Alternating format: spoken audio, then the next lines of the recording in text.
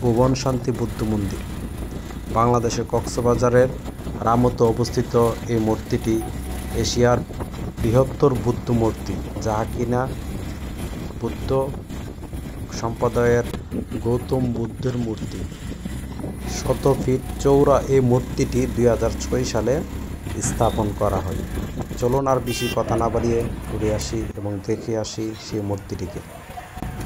আশা করি আপনাদের কাছে ভিডিওটি ভালো লাগবে।